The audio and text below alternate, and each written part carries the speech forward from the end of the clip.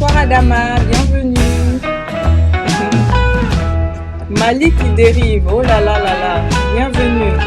Aoussa, bonsoir à tous et à toutes. Donc bienvenue, on va démarrer notre live.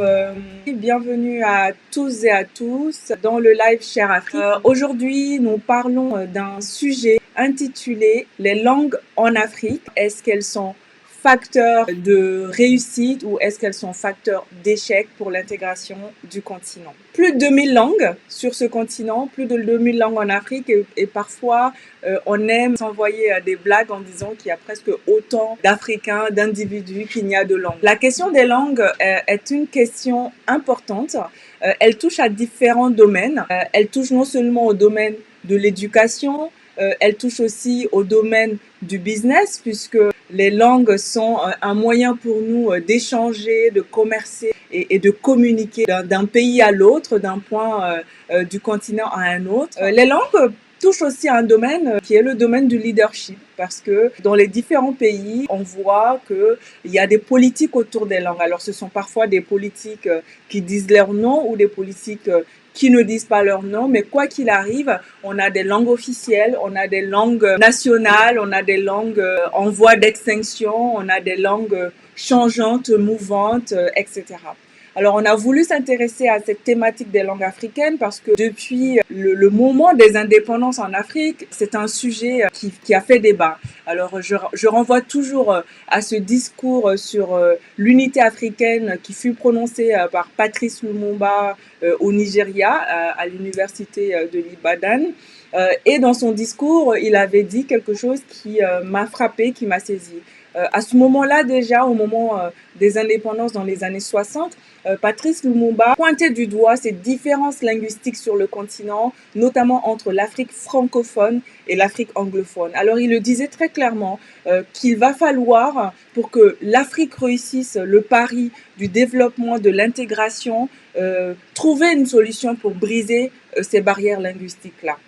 Aujourd'hui, avec plus de recul, on voit que effectivement c'est un débat, une question qui reste posée de savoir qu'est-ce qu'on fait de ces barrières linguistiques qui, au final, nous mènent également vers des différences culturelles, voire des barrières culturelles sur le continent. Bien évidemment, lorsqu'on parle des langues en Afrique, on parle aussi et surtout des langues nationales. Alors, je le disais en introduction, plus de 2000 langues. Moi, venant de l'Afrique de l'Ouest, en parlant bambara, je peux converser avec des personnes qui parlent dioula, des personnes qui parlent malinké, que ces personnes se trouvent au Burkina Faso, ou au Mali, ou en Côte d'Ivoire, ou au Sénégal, ou en Gambie, etc. En parlant également la langue poulard, on peut se retrouver au-delà des frontières de l'Afrique occidentale. Mais au-delà de cela, on en a tellement d'autres langues.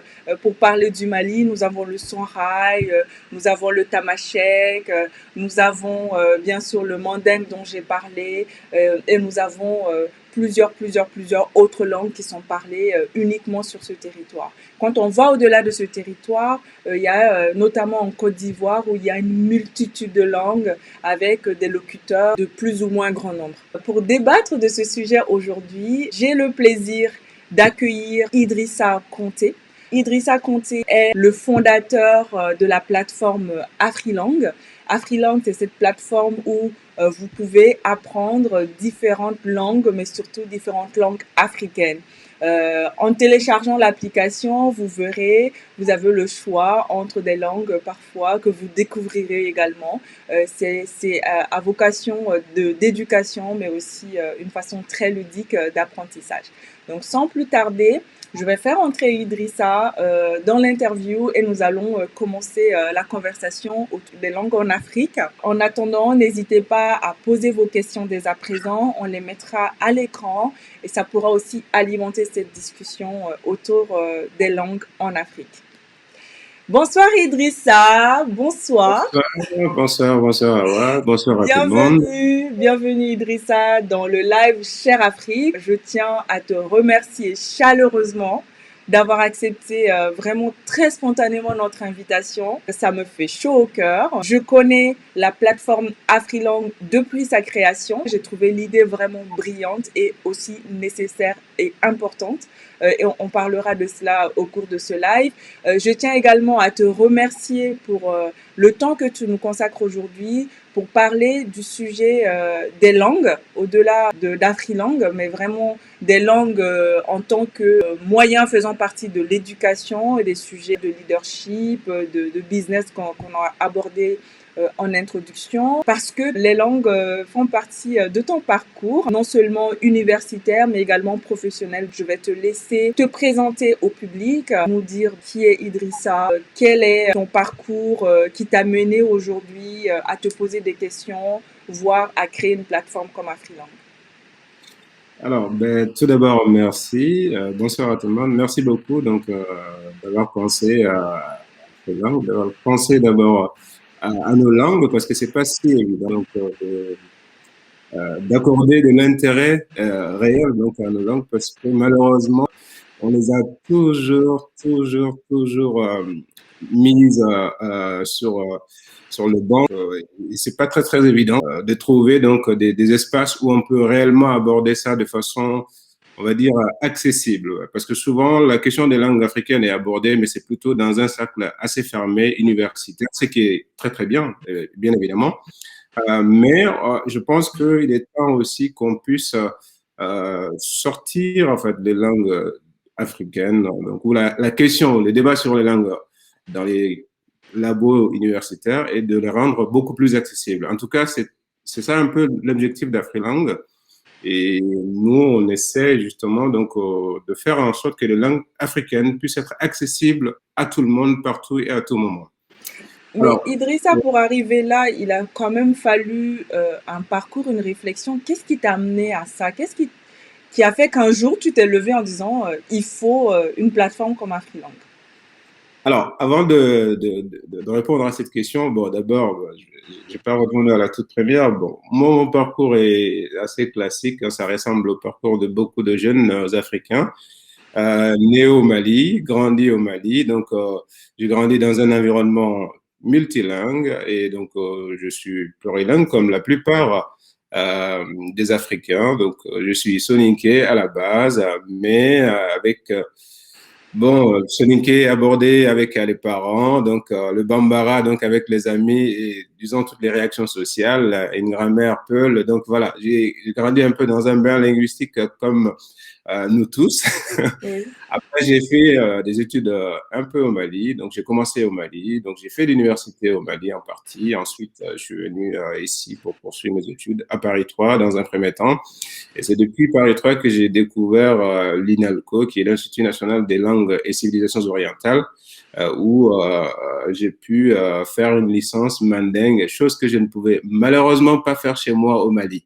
Parce qu'au Mali, on peut faire d'initiation, une année d'initiation aux langues nationales, entre guillemets, mais il n'y a pas, en tout cas, de véritable parcours. Donc, et il a fallu que je vienne en France ici et que je découvre par hasard l'existence d'une licence ou d'un parcours LMD complet pour m'intéresser d'abord à la question, d'une part, et d'autre part, pour ce qui est de l'idée du projet, en réalité, c'est quelque chose qui venait, qui fait suite à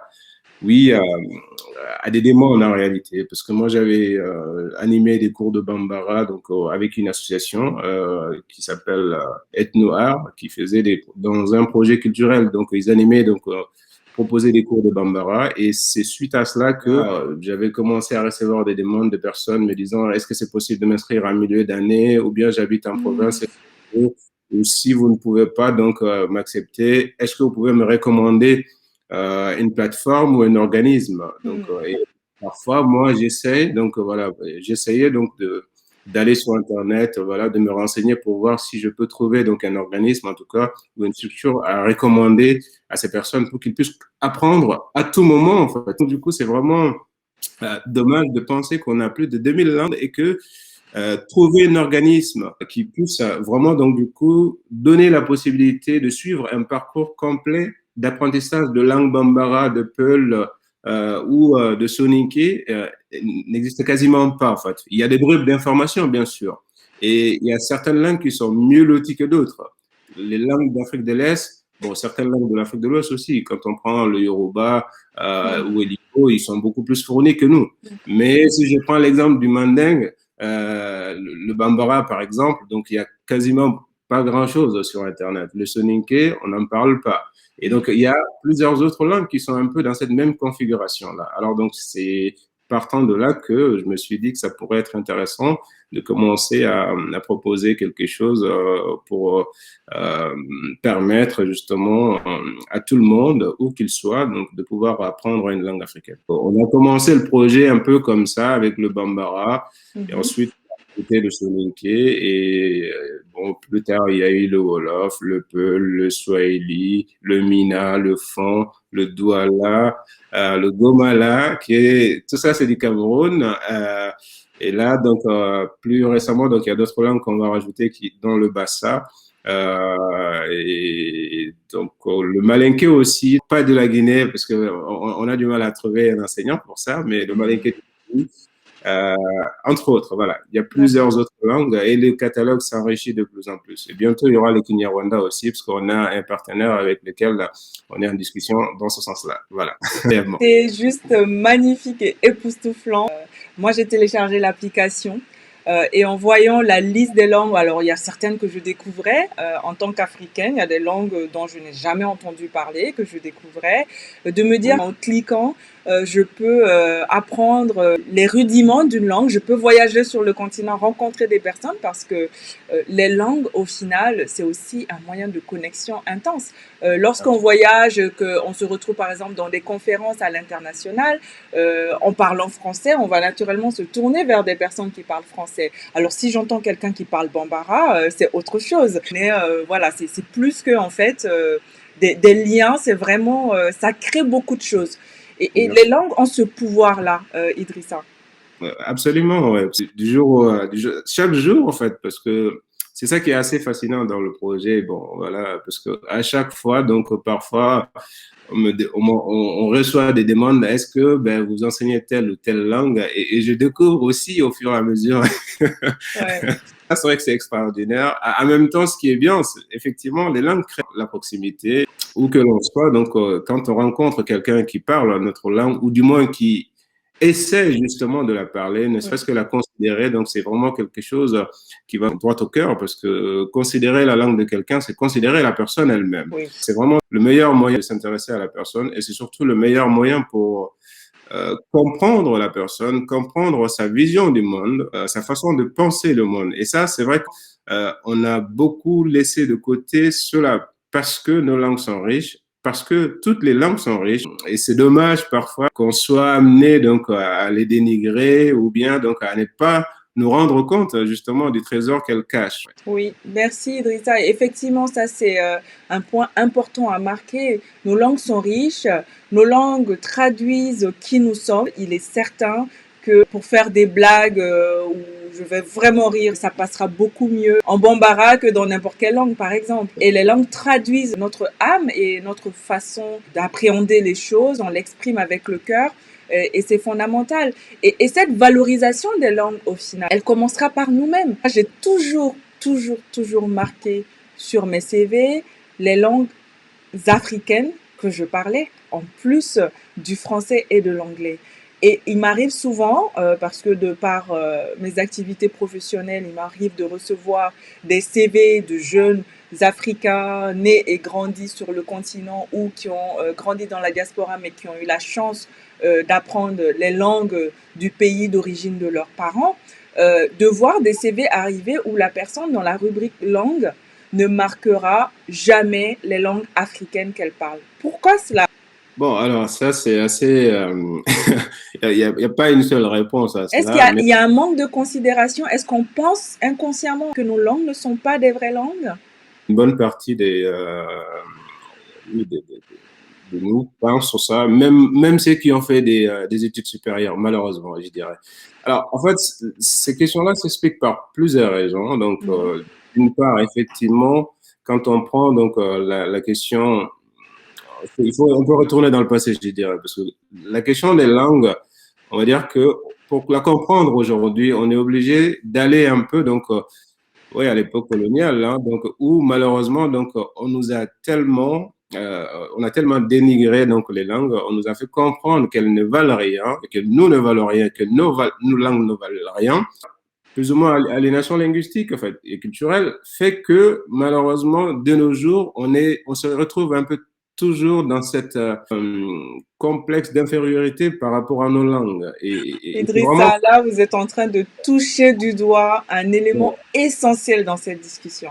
Parce que tout l'objet aussi de Cher Afrique, c'est pour nous en tant qu'Africains de prendre compte et de se rendre compte et de se rappeler de notre identité et de nos valeurs et des solutions intrinsèques que nous avons sur le continent, dans nos valeurs traditionnelles, dans notre passé. Et il est fondamental de mettre le doigt sur l'importance de la langue et de l'importance que ça a dans la façon de façonner notre esprit et dans la façon dont nous appréhendons le monde tout simplement. Et de se dire que quand on prend notre histoire, on se rend compte que quelque part, pour mieux nous dominer, on nous a non seulement gommé notre identité culturelle, mais également nos langues. Ça me fait penser à l'histoire des esclaves. On a tous vu le film Kunta Kinte, où Kunta, qui a quitté sa région Manding, s'est retrouvé esclave. Qu'est-ce qu'on lui a imposé en premier? C'est de changer de nom. Donc, d'oublier son identité en tant que personne et surtout, de ne plus parler sa langue. Et c'était quelque chose qui était imposé aux esclaves. Dans les bateaux, on leur disait de se raser la tête pour qu'ils ne puissent plus se reconnaître parce qu'on sait qu'en Afrique, les coiffures veulent dire des choses, les balafres veulent dire des choses. Donc, vraiment renier tout cela, gommer tout cela et surtout nous interdire en fait de nous référer à ces langues qui sont tout un bagage pour nous en termes de culture, en termes de communication, en termes d'identité. C'est vraiment un élément fondamental que vous avez mentionné en parlant de cela. bien sûr, et sans même aller très loin, parce que nous, dans notre scolarité, donc quand on était au niveau primaire, malheureusement, une bonne partie de notre génération, peut-être que ça continue même maintenant, a souffert du fameux bout de bois, là, les symboles, donc, où on interdisait aux élèves, en fait, de parler leur langue maternelle dans la cour de l'école. Et celui qui avait le malheur de parler sa langue maternelle, était C'est désigné sanctionné. du doigt, sanctionné. On lui donnait un bout de bois qu'on appelait les symboles. Je Et à me la fin de rappelle de cela. l'année, il devait payer 25 francs CFA, une sorte d'amende, ouais, quelque part. Donc, quand on a vécu donc une telle chose, effectivement, donc du coup, le rapport à la langue, en fait, ça change complètement le rapport à la langue, parce que nous, on a vécu cela. Je pense que malheureusement, même maintenant, ça existe dans certaines écoles parce qu'on a cru comprendre, on a cru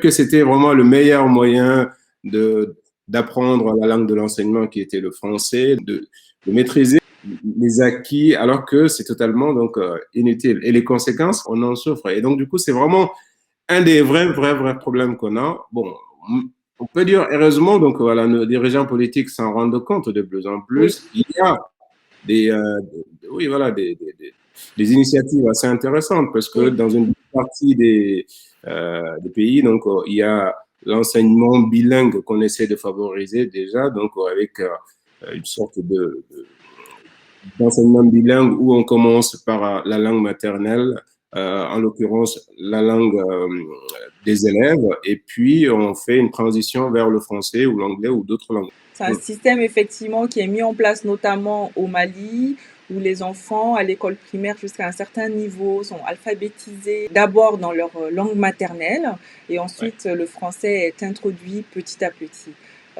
Et il y a un autre point, Idrissa, que vous avez mentionné et peut-être aussi une question à se poser. C'est une question qui, moi, en tout cas, m'intéresse beaucoup. De par notre histoire, de par la direction du monde aujourd'hui. Certes, nous avons nos langues africaines à valoriser. Moi, je pense que c'est vraiment un moyen d'affirmer notre identité, de nous renforcer, de nous donner cette fierté, de nous donner cette capacité à affronter le monde sereinement. Mais au-delà de cela, est-ce que l'Afrique, les Africains doivent continuer de considérer les langues comme le français et l'anglais comme des langues étrangères ou des langues totalement étrangères? Ou est-ce qu'à un moment donné, il faut quand même qu'on apprivoise ces langues en se disant qu'elles font partie de nos langues africaines, que voilà, nous les dominons, nous les intégrons, comme par exemple on peut voir le pidgin qui est parlé dans certains espaces anglophones ou en Côte d'Ivoire, le nushi, l'adapter à notre façon de penser, de communiquer, mais quand même s'approprier ces langues-là. Est-ce que nous devons continuer à considérer le français et l'anglais comme des langues étrangères? Alors, pour moi, par défaut, ce sont des langues étrangères. Alors, c'est des langues étrangères, mais cela ne veut pas dire qu'on doit s'en passer. On peut apprendre sa langue et apprendre l'anglais. D'autres le font ailleurs, hein, en Asie, donc du coup, les élèves apprennent l'anglais dès le début. Donc, il y a une place, je dirais, pour les deux. Donc, on doit bien sûr mettre le paquet sur nos langues, mais pour tout ce qui concerne les échanges avec les autres, on est obligé justement d'apprendre l'anglais, qui est une langue internationale. Alors, et on ne peut pas s'en passer cela. Personne ne peut le faire. Alors, Euh, il y a une inquiétude du coup qui se pose aujourd'hui autour de l'apprentissage de ces langues étrangères, mais ces langues présentes, puissantes, on va dire. que ce soit le français, l'anglais, elles ont leur poids historique. Donc Mm. voilà, parce que c'est des langues héritées de la colonisation, donc on ne peut pas les nier. On peut pas, bon, on peut pas se les approprier totalement non plus, parce que pour moi, donc c'est- la langue c'est un soft power, donc du coup, quelle que soit donc voilà notre appropriation, donc du coup, ça restera toujours quand même. On peut se les approprier, mais ce sera jamais à 100%. Oui, Par contre, ouais, on doit s'en servir donc voilà pour échanger avec oui voilà le monde entier donc dans le business en fait voilà ou dans nos échanges diplomatiques ou autres. Ça c'est une réalité puisque bon partout dans le monde ben je pense pas que on ait donc le choix de se passer de l'anglais par exemple. Ouais. oui, Ça va être difficile lorsqu'on veut échanger avec d'autres personnes. Mais l'apprentissage de ces langues ne doit pas se faire au détriment oui, de nous. Parce que pour moi, l'un des gros problèmes qu'on a, c'est que quand on prend un pays comme le Mali, qu'on considère comme pays francophone, qui pour moi, c'est pas totalement vrai, parce oui, que le français est parlé par à peu près 10-15% de la population malienne, et c'est relativement faible. oui, Et considérer un pays comme le Mali comme étant un pays francophone, c'est souvent trompeur, parce que beaucoup de gens ont l'impression que le Mali, quelque part, en fait, c'est un peu comme la Côte d'Ivoire où tu as une bonne partie de la population qui parle, ou du moins qui se débrouille bien en français. Or, c'est c'est pas totalement le cas. faux. Alors, est-ce que c'est réaliste pour un pays où il y a plus de 80% de la population qui ne parle pas une langue, en fait, de penser à s'approprier ça? Pour moi, en fait, c'est pas là, ce serait pas l'idéal, je dirais. Mm. Mais effectivement, donc on peut l'utiliser dans les échanges avec nos partenaires Bien français sûr. ou d'autres, hein, bien sûr, ou avec. Mais là actuellement, donc c'est moi ce que je trouve dommage un peu, c'est vraiment donc le fait de suppléer complètement nos langues, de les mettre donc sur le banc de touche au profit des langues héritées de la colonisation sous prétexte que ça permet oui, de nous unir. Enfin, ça, Mm. pour moi, c'est vraiment voilà, qui ne vaut pas grand-chose parce que avant la colonisation, les peuples africains donc, ont toujours échangé, même Tout à s'ils fait. avaient des langues différentes. Donc, Exactement. dire que ben, voilà, l'anglais ou le français nous a permis en fait, ouais, d'échanger entre nous, bon, bien sûr, ça l'a fait, mais avant cela, alors, bien avant cela, donc, les peuples ont toujours échangé entre eux, donc ils ont toujours fait des affaires Oui. entre eux donc, du coup, sans aucun problème. Donc c'est pas vraiment l'alpha et l'oméga, je dirais. Je suis tout à fait d'accord et c'est vraiment très intéressant tout ce que vous dites, Rissa, parce que vous nous rappelez encore une fois l'importance de connaître notre histoire, de savoir d'où nous venons, de savoir comment fonctionnait ce continent, de savoir comment est-ce que nous échangions auparavant. Il y avait des grands empires qui allaient au-delà des minuscules pays que nous avons aujourd'hui. Il y avait des langues, il y avait du commerce, comme vous venez de le rappeler, et ça fonctionnait très bien sans le français et l'anglais. Et aujourd'hui, avec la présence du français et l'anglais, nous devons nous approprier ces langues-là sans substituer à nos langues nationales. Et effectivement, scientifiquement, on l'a bien vu, on le lit et l'expérience le montre, un enfant jusqu'à l'âge de 4 ans peut apprendre jusqu'à 7 langues différentes. c'est quand même fascinant. Je connais des personnes en Afrique qui en parlent 10 parce qu'elles vivent dans un environnement où autour d'elles, en prenant même votre cas personnel, vous avez le soninké, le bambara, le poulard, le français, donc ça vous fait déjà 4 langues et vous êtes déjà polyglotte. Et à l'échelle internationale, c'est à nous aussi, Africains, de valoriser cela. Déjà, moi, j'exhorte toutes les personnes qui écoutent ce live Cher Afrique, qui ont la chance de parler d'autres langues que le français et l'anglais, de le mettre sur leur profil LinkedIn, de l'écrire sur leur CV et de s'en vanter et d'en être fier. Vanter dans le sens positif du terme. Et ça, c'est déjà un grand pas. De ne pas hésiter, pour ceux qui sont parents, de faire l'effort, même si les enfants ne parlent pas forcément couramment, de les initier à l'intérêt de ces langues-là, de leur apprendre des petits mots, de leur montrer cette richesse culturelle, parce que quelque part, c'est une force en fait de pouvoir s'exprimer dans différentes langues et surtout de donner cet héritage-là à cette jeunesse, à nos enfants à venir. Et peut-être juste pour conclure sur ce point, j'ai été un peu embarrassée, voire choquée de voir, sans porter de jugement évidemment, mais c'est vraiment un sentiment personnel, dans des familles en Afrique où des enfants sont nés sur le territoire africain, grandissent sur le territoire africain et que ces enfants malheureusement ne parlent que français, par exemple dans la maison, à l'école, et ces enfants ne parlent pas un mot de la langue nationale dominante autour d'eux. Je pense que quelque part, c'est diminuer et leur enlever du pouvoir et de la force en fait dans le monde que de leur priver cet apprentissage-là. Et vraiment scientifiquement, il n'y a pas d'inquiétude à avoir. Les enfants sont capables d'apprendre beaucoup, beaucoup, beaucoup de langues à la fois. Idrissa, c'est vous qui pourrez également confirmer ces propos. Alors là, enfin, vous avez souligné deux points donc qui me semblent extrêmement importants. C'est la question de le fait d'inciter les gens donc qui nous suivent à écrire les langues qu'elles parlent, à mettre sur leur profil.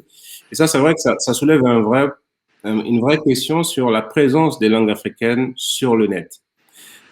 Malheureusement, donc, quand on prend donc toutes les informations qu'on a, enfin toutes les richesses, les formations qu'on a, L'univers lettré, comme on dit. donc, il y a, donc du coup, malheureusement, on est vraiment les moins présents. Et le problème, c'est que toute personne, en fait, toute langue qui n'est pas présente, malheureusement, donc on est un peu coupé du monde quelque part. Et dans ce monde à part, en fait, voilà, c'est comme si on n'existait pas, parce que le fait de ne pas avoir de sites avec qui produisent des contenus, ou du moins d'avoir beaucoup de sites qui produisent des contenus dans nos langues, en fait, qui produisent justement aussi, donc, qui traduisent les logiciels ou les formations qui existent dans nos langues, c'est un vrai problème parce qu'on a un vrai travail à faire par rapport à l'inclusion numérique. Mais malheureusement, ça demande beaucoup de travail. Et comme on ne met pas souvent les moyens derrière, parce qu'il faut pas se leurrer, quand on veut vraiment travailler sur les langues, ça demande beaucoup de fonds et Oui. ça mobilise beaucoup de ressources et souvent, c'est pas très évident. Et sur la Ben, question de la ça, c'est un travail que vous faites déjà avec Afriland, quelque on part. essaye, Vous mais on est contribuez. vraiment, on a peu de moyens. Et malheureusement, ouais, à notre, malheureusement, on est vraiment, on a très peu de moyens pour le faire. Et ça, je trouve un peu dommage. Et pareil, pour l'apprentissage, euh, au niveau des enfants, donc c'est vrai que beaucoup de parents veulent le faire, veulent transmettre leur langue. Moi, j'en rencontre beaucoup. Alors bon, malheureusement pour les familles qui sont en Occident, donc il y a les contraintes socio-professionnelles qui font que même si on veut faire certaines choses, soit on n'a pas le temps ou on est pris par d'autres situations qui font que.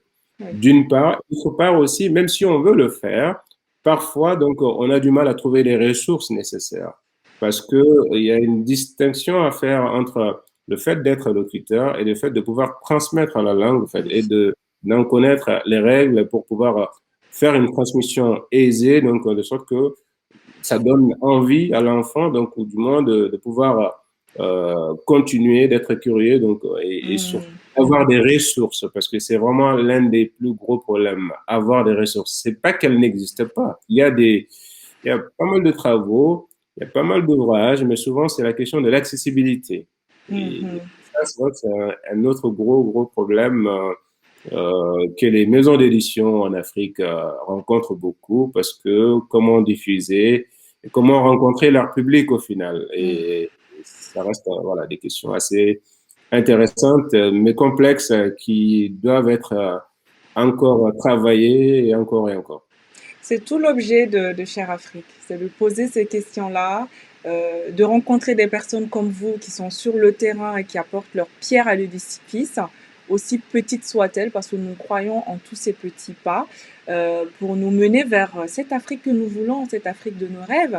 Et l'objet également, c'est de débattre avec ces décideurs au niveau politique, au niveau du leadership, pour les moyens à mettre en place, que ce soit le leadership universitaire ou le leadership politique ou tout simplement notre leadership en tant que citoyen. Quel apport pouvons-nous faire? Quelle différence pouvons-nous faire pour vraiment nous mettre en ordre de marche vers cette Afrique que nous voulons? Et la question des langues est très clairement une question fondamentale sur laquelle il faut vraiment qu'on oriente des efforts supplémentaires. Et pour poursuivre dans notre échange de ce soir, il y a une question également que je voulais vous poser pour avoir votre opinion. La question de l'intégration africaine, de l'unité africaine autour des langues ou d'une langue. Qu'en pensez-vous? Pensez-vous que au niveau du continent, comme on le lit souvent ou on l'entend souvent, il faille qu'on ait une langue unique, à savoir le Swahili, qui est souvent mentionné, et pour quelles raisons d'ailleurs? Peut-être vous avez une idée. Ou pensez-vous qu'on peut avoir une multitude de langues africaines et toujours réussir en fait à aller vers cette intégration et cette unité africaine? Alors, c'est une question qui revient assez souvent et souvent avec des réponses tranchées, ce qui n'est pas mon cas parce que euh, l'idée de dire qu'il faille choisir une seule langue africaine comme langue officielle pour l'ensemble du continent, personnellement, je trouve ça pas très réaliste. Euh, mais je suis plutôt adepte de, oui, plutôt de cohabitation de langues officielles, par Mhm. exemple. Parce que euh, il sera, il n'est pas réaliste, en fait, de penser que les Maliens qui sont au Mali, donc du jour au lendemain, donc vont euh, apprendre le Swahili, en fait, pour l'utiliser dans leur quotidien, donc tout le temps. Je pense pas que ça soit vraiment donc la solution. Après, ce qui peut être intéressant, donc, c'est plutôt Mhm. de penser la question sous l'angle sous-régional. Oui. Très généralement, quand on prend donc l'Afrique, on a, selon les régions, donc toujours une langue en fait qui est parlée par une bonne partie des populations. Ben, là, Mhm. quand on prend le Mali, le Sénégal, euh, la Guinée, la Gambie, etc. Donc du coup, on a quand même en fait le mandingue sur cette zone-là qui représente 40 millions environ donc de locuteurs. Donc, avec 40 millions de locuteurs, c'est quand même pas négligeable. Et pourquoi ne pas choisir plusieurs langues, en fait, si intégration il y a, donc Mhm. l'Union européenne a plusieurs langues officielles. Pourquoi ne pas faire un modèle pareil? Mais pourquoi vouloir choisir une seule langue? À mon avis, donc, du coup, c'est pas, le Swahili, bien sûr, c'est la langue la plus parlée. Elle est En beaucoup plus Afrique de l'Est utilisée. peut-être, et au Oui, sud aussi. oui, en Afrique de l'Ouest. Ouais. Elle est beaucoup plus parlée et elle est beaucoup plus intégrée politiquement parce qu'elle est utilisée au niveau de l'Union africaine, Oui. elle est utilisée dans les concours du ministère des Affaires étrangères ici. Et donc, du coup, bien sûr, la stature du Swahili n'est plus approuvée. Mais pour autant, pour moi, donc, du coup, vouloir, ou du moins espérer que le Swahili, qu'il y ait une seule langue et que ce soit le Swahili pour toute l'Afrique, je pense pas que ce soit réaliste. D'accord. Même si ça peut être si on pouvait le faire, pourquoi pas? Je n'y serais pas contre. Mais moi, je suis plutôt du terrain. J'aime plutôt le côté pragmatique. Bon, il y a les vœux, il y a la réalité. Donc, Oui. et c'est, enfin, en tout cas, c'est pas une réalité que je vois à ce jour. Voilà. Je suis plutôt partant pour qu'il y ait des langues officielles, mais en prenant en compte, en fait, les langues qui sont véhiculaires, en fait, transfrontalières, d'une région à une autre. Et ça, donc, du coup, c'est plus pertinent à mon sens. Et c'est un moyen aussi, justement, de favoriser l'intégration parce que ceux de l'Est, donc, du coup, pourront être amenés, donc, s'ils veulent, s'ils doivent échanger avec ceux de l'Ouest, donc, voilà, les swahilophones apprendra donc le mandingue et inversement. Mais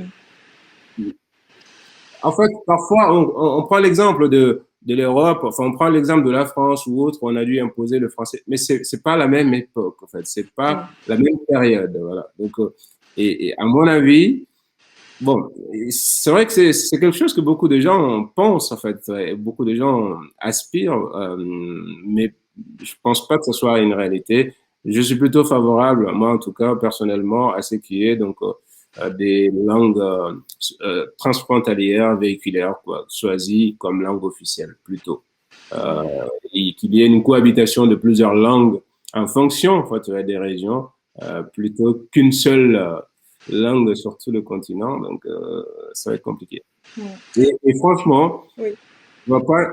Et là, parfois, on aura du mal. En fait, on sait qu'on est tous attachés à nos langues et malheureusement, il sera difficile de dire à un Bambara ou à un Peul ou à un Soninké que je suis conservateur. Le Soninké, je suis Soninké, mais et les Peuls, on est assez conservateur de dire, ben, franchement, parler le Swahili plutôt que le Peul dans les échanges. Enfin, personnellement, le choix d'une langue sur l'ensemble du continent, je pense pas que ce soit réaliste. Voilà. D'accord. Euh, Peut-être sur ce point, moi je pense que tout est possible à partir du moment où on a la bonne stratégie et on a le bon leadership. Je prends par exemple l'exemple du Rwanda, qui est Oui. un pays que je connais bien, puisque j'ai aussi la chance d'être citoyenne de ce pays-là et d'avoir voyagé plusieurs fois et séjourné plusieurs fois au Rwanda. On regarde aujourd'hui le Rwanda, bien sûr c'est un pays africain, il y a plusieurs langues, mais ils ont la chance quand même d'avoir une langue, on va dire, dominante qui est le Kinyarwanda, qui est parlé finalement par tous les Rwandais. Et l'effort du leadership rwandais de rendre cette langue accessible non seulement pour la parler, mais également l'enseigner. Au niveau de l'université, on peut faire des études en Kinyarwanda. Et ça rejoint, ça fait écho à ce que vous disiez en introduction, le fait que vous vouliez par exemple faire des études en Bambara au Mali, c'était pas possible. Aujourd'hui, le leadership au Rwanda a réussi à mettre en place cette possibilité pour tout Rwandais de pouvoir étudier, apprendre, aller jusqu'au niveau PhD en Kinyarwanda. Au-delà du Kinyarwanda, il y a aussi cette cohabitation dont on a parlé des autres langues. Le Swahili aujourd'hui est considéré comme une langue, une des langues officielles du Rwanda. En fait, le pays a 3 à 4 langues officielles, je pense 3. Au départ, c'était le français. Ils ont décidé d'abandonner le français au profit de l'anglais. Il y a quelques années, quand je voyageais, que j'étais à Kigali, je pouvais rencontrer des personnes qui parlaient français dans la rue. Au bout de 4-5 ans, la différence, elle est quand même assez flagrante parce que quand on y va, on rencontre systématiquement des personnes qui vont pouvoir s'exprimer systématiquement en anglais, par exemple. Donc, cette évolution, ça peut prendre du temps. Mais je pense qu'effectivement, au-delà d'imposer une langue unique, par exemple, on prend l'exemple du Mali, hein, on a beaucoup eu ce débat de dire est-ce que le Bambara ne serait pas la langue officielle, à l'image du Kinyarwanda, par exemple, au Rwanda, qu'on pourrait quelque part imposer ou parler davantage ou créer un univers plus lettré autour. Pourquoi pas? Ça demande une volonté politique, ça demande une stratégie, mais ça demande aussi une valorisation des autres langues autour. Ça veut dire, oui, on peut choisir une langue autour de laquelle on peut se fédérer. Mais bien sûr, il faut continuer à appuyer, et ce qui rejoint ce que vous disiez sur avoir plusieurs langues, quoi qu'il arrive, on peut effectivement continuer à appuyer l'apprentissage des autres langues au-delà. C'est pas une question tranchée. Effectivement, ça demande beaucoup de réflexion. J'aime beaucoup me référer aussi aux écrits de Cheikh Anta Diop, qui nous a donné, nous a légué une magnifique œuvre scientifique autour de son analyse de l'Afrique et des questions linguistiques.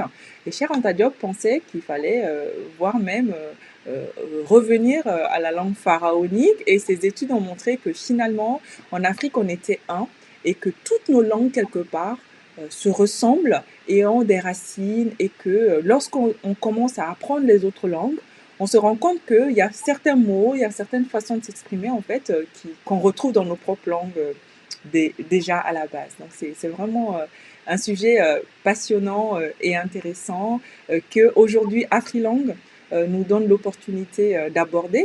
Quelqu'un posait la question tout à l'heure dans le fil de savoir s'il y avait une application.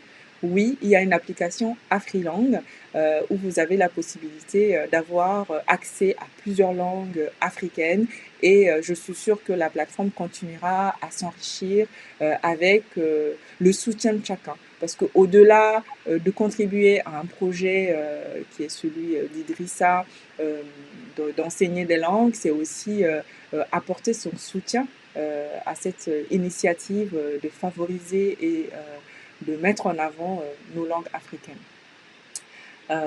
Donc voilà sur ce point. Et peut-être pour avancer dans les discussions, on peut aussi regarder un peu le fil des commentaires. Idrissa, est-ce que vous voyez les commentaires défiler Non, de votre moi, côté? non, Oui? non, je ne vois pas. Vous les voyez pas? Ok. Non. Alors j'aurais pensé. Alors j'ai bien sûr Agibou qui nous a salué, Aoussane, Akia, tout le Bon, monde. Alors, qu'est-ce que j'ai comme question intéressante? Euh, alors, il y a Agibou qui disait nous sommes tous comme des analphabètes dans notre propre langue. Euh, absolument, oui. En fait, ça, c'est un point intéressant parce qu'on a aussi des programmes d'alphabétisation dans les différents pays à travers le continent. Et quand on dit alphabétisation, moi, pour connaître le cas du Mali, j'ai par exemple appris, quand j'étais petite, à lire l'alphabet phonétique grâce au livre d'alphabétisation en Bambara. Parce que j'ai un père qui est professeur et prof de lettres, Oui. et j'avais la chance d'avoir autour de moi beaucoup de livres, et y compris des livres en Bambara. C'est comme ça que j'ai appris à lire en Bambara, mais avec l'alphabet phonétique. Je ne pense pas que tous les Maliens qui parlent parfaitement Bambara soient alphabétisés en Bambara, puissent écrire en Bambara. Qu'en pensez-vous, Idrissa? Non, malheureusement, c'est au-delà du Bambara, c'est vrai que c'est le cas dans beaucoup. Oui, on est des locuteurs natifs, certes, mais malheureusement, donc on n'a pas eu l'opportunité donc de pouvoir apprendre notre langue. Alors, oui, quelque part, notre génération, on a, bon, disons que la nouvelle génération a un peu plus de chance parce que de plus en plus d'initiatives sont mises en place afin de d'encourager donc l'apprentissage de langue. Après, la question qui va se poser, c'est vraiment donc comment est-ce que nous pourrions euh, aller au-delà de la configuration, enfin, de l'aspect communicationnel seulement de la Oui, langue. Parce que le plus souvent, donc, on a un peu emprisonné nos langues dans le carcan de langue de l'oralité seulement. exactement. La Et, tradition orale, etc. on a donc cette tradition orale qui est une richesse à part. Mais il faut qu'on comprenne que nos langues ne sont pas que des outils de communication comme les autres. Elles sont et elles doivent être aussi des outils de travail. Euh, Parce que quand on parle langue africaine, on n'associe jamais donc justement nos langues justement comme instrument de travail. Et ça, c'est vrai que même moi, dans mon parcours universitaire, il m'arrivait d'entendre des enseignants qui nous apprenaient quand même parfois de dire que ben, bon, vous allez apprendre le bambara. Bon, malheureusement sur le plan professionnel, en termes d'opportunités, je suis pas sûr que ça puisse vous servir vraiment. Et c'est ce regard aussi qu'on doit changer et c'est dire que effectivement on utilise l'anglais justement donc pour échanger, travailler avec partout. Mais quand on est dans notre environnement propre, il faut qu'on essaie aussi quelque part de professionnaliser nos langues.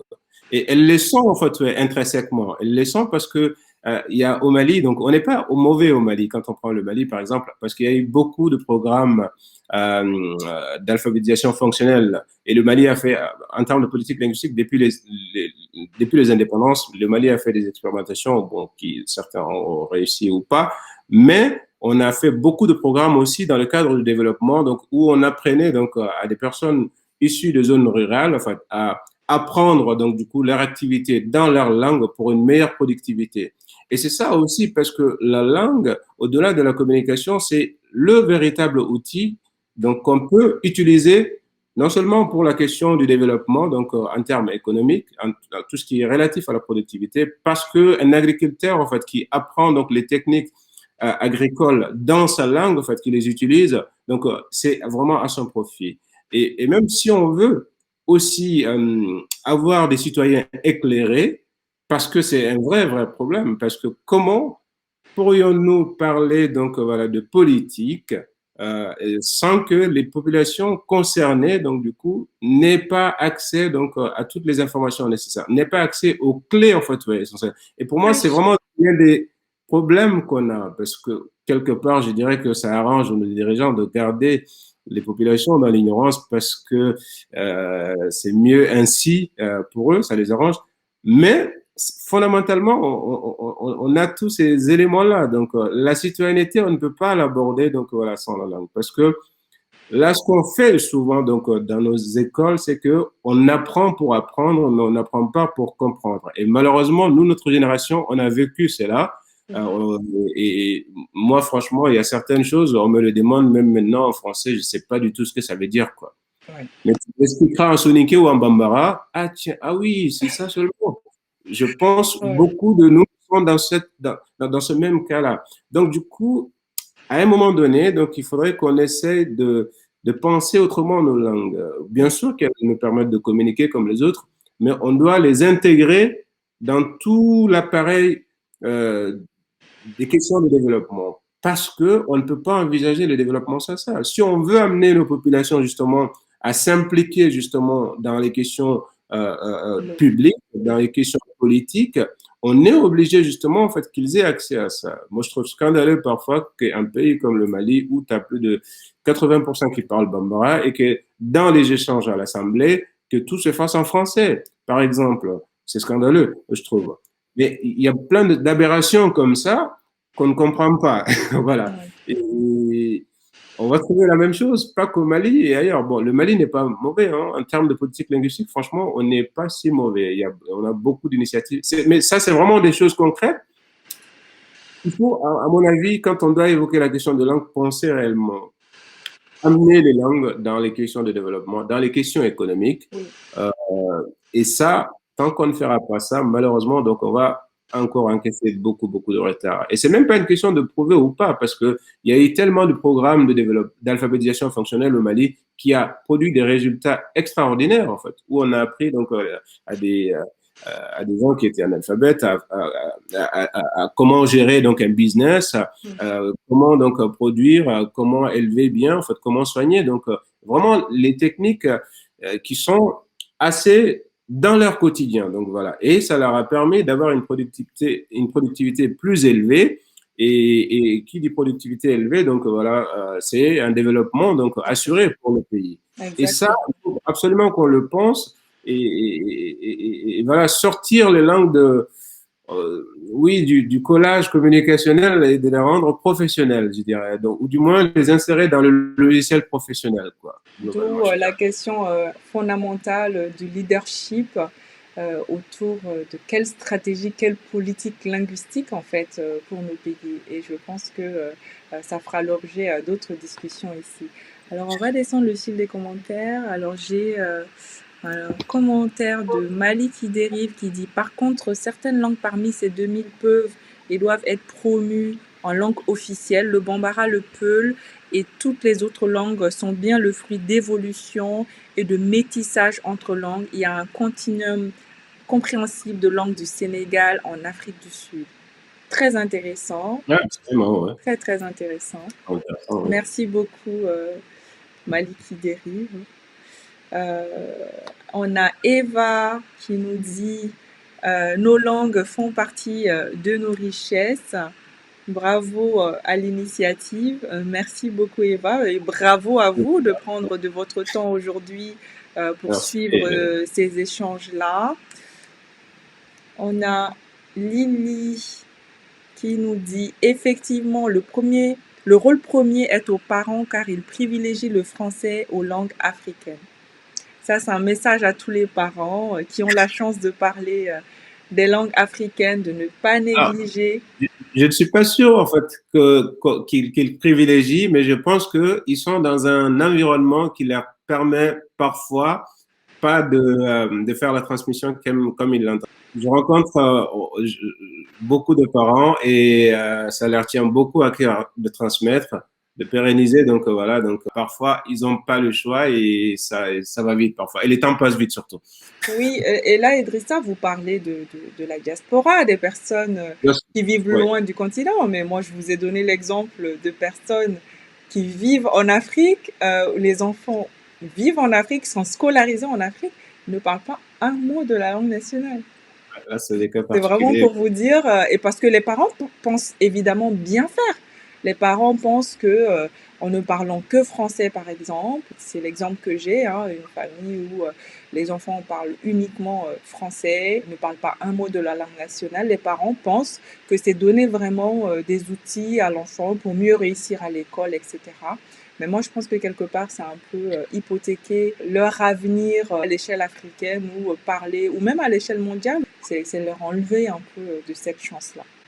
Donc, je pense que quelque part, les parents ont quand même un rôle important à jouer sur cette question. On a Agibou, je tiens à rappeler, et ça, j'encourage encore une fois toutes les personnes qui suivent nos lives, de ne pas hésiter, selon les thématiques, en tout cas vous connaissez les 4 piliers de Share Afrique, que sont l'éducation, la santé, le business et le développement et le leadership, de ne pas hésiter à nous proposer des intervenants, des personnes que vous connaissez qui sont intéressants, qui font un travail terrain, comme aujourd'hui Idrissa que nous avons avec nous sur cette question des langues, à nous suggérer des noms. Aujourd'hui, je tiens à rappeler qu'on a Idrissa grâce à la suggestion de Agibou, donc on en tient vraiment compte et nous, ça nous enrichit et ça nous permet de vous apporter le meilleur des débats également et rendre les discussions intéressantes. Donc, merci Agibou, je saisis l'opportunité pour te remercier. Merci à Guébou, parce Voilà. que Guébou et moi, donc, nous avons cette passion parce que moi, j'ai rencontré Guébou justement à l'INALCO, donc à l'Institut national des langues et des civilisations orientales. Et effectivement, donc, c'est quelqu'un qui est aussi dévoué, qui fait de son mieux par rapport à la question de langue également. À son niveau, qu'on essaie de faire tout ça à notre niveau. Merci beaucoup à Guibou. Tout à fait. Et donc Agibou disait, le fait qu'on ne travaille pas dans nos langues, cela explique qu'on ne juge pas nécessaire de les mentionner. Ça, c'était par rapport au sujet des CV. CV, ouais. Mais parfois, on peut aussi chercher un travail en France, dans une entreprise francophone, où tout est en français, et être fier de marquer qu'on parle anglais, et oublier d'être fier de marquer qu'on parle peu, par exemple. Moi, je trouve que c'est intéressant quand j'ai un candidat qui parle d'autres langues, pas uniquement que des langues africaines. Hein, j'ai aussi des candidats voilà, asiatiques où il y a beaucoup de langues aussi locales, nationales, à l'échelle des pays. Je trouve ça intéressant d'un point de vue échange culturel ou même de discussion. Ça peut être un sujet de conversation pendant l'entretien professionnel, à ne pas négliger et à montrer qu'on a une ouverture sur le monde et qu'on sait faire d'autres choses, effectivement. Ça permet oui, quelque part, de se faire remarquer. Ce que dit Agibou, c'est vrai, effectivement, vu qu'on ne les utilise pas comme outils de travail et donc on ne juge pas nécessaire de les mentionner parfois. Je pense qu'on a quand même épuisé le temps. Il y a beaucoup de questions dans le fil. On va continuer à revenir et à discuter avec les personnes qui ont laissé des commentaires. Par contre, le live d'aujourd'hui a été passionnant. On a largement dépassé notre temps. On va mettre fin à la discussion de ce jour. Encore grand merci Idrissa pour ce temps d'échange. Est-ce que vous avez un dernier mot avant qu'on ne ferme ce live? Bon, ben, d'abord, merci. Je pense que concernant les langues, il est vraiment donc important donc d'œuvrer donc à leur promotion. On essaie de le faire, c'est pas évident. C'est un travail passionnant, mais c'est pas très évident parce que parfois, malheureusement, on pense que quelqu'un va le faire à notre place. Et on veut, en fait, à la fois, c'est un peu le paradoxe qu'on a aujourd'hui, parce qu'on revendique notre identité, ce qui est normal, ce qui est juste, mais le vecteur principal de l'identité, c'est la langue. Et je trouve ça assez paradoxal parfois, en fait, qu'on les mette aux oubliettes quelque part. Ouais. Et on s'attendrait, j'ai l'impression parfois à ce que d'autres personnes le fassent à notre place. Et si d'autres le font aussi, on va se fâcher parce qu'on est supposé le faire nous-mêmes. Et Et d'où donc, il le y a, rôle important d'Afrilang et voilà, il que y a un j'invite. tourbillon de paradoxes. Mais je pense que ouais, c'est ce qui est bien, c'est qu'il y a vraiment donc un dynamisme, un enthousiasme par rapport aux langues qui est à encourager. Certes, il y a encore beaucoup de choses à faire. En tout cas, nous, de notre côté, on essaye. Donc, voilà, on travaille avec des gens au Cameroun à ce jour, au Sénégal, au Mali. Et on essaie donc voilà de donner aussi la possibilité à des personnes qui ont fait des études de langue de pouvoir faire ce métier qu'il pleuve et qui leur plaît et partout où ils sont. En tout cas, tous ceux qui veulent contribuer donc par rapport à ça, en tout cas, ils sont les bienvenus parce que c'est un sentier titanesque et il y a tellement de choses à faire là-dessus. Voilà, Ça c'est. marche. Très bien. Merci beaucoup, Idrissa. Merci Merci à beaucoup. tous. Allez, au revoir. Que chacun aille faire un tour sur le site internet d'Afrilang. On laissera les informations sur nos plateformes. Et encore, grand merci pour votre temps. Merci. On se dit à vendredi prochain dans le Live Share Afrique avec notre nouvelle invitée. Merci tout le monde. Bonne Merci. Au soirée. revoir. Au revoir.